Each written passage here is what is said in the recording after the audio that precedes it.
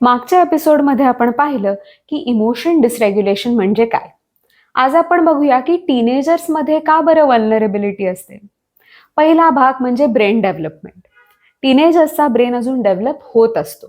त्याच्यामुळे pre frontal cortex, त्याच्यानंतर ॲमिग्डाला जे इमोशनल सेंटर आहे ब्रेनचं, या दोन्ही गोष्टी अजून डेव्हलप होत आहेत, लर्न करतायत.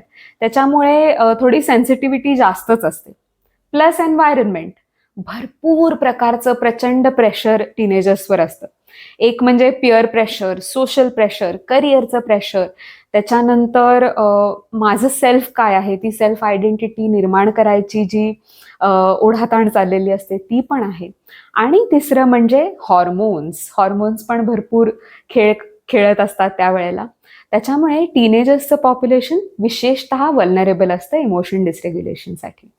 पुढच्या भागात आपण बघणार आहोत की डीबीटी म्हणजे काय आणि डीबीटी आणि इमोशन डिसरेग्युलेशन ऑर रेग्युलेशनचा काय संबंध आहे. थँक्यू.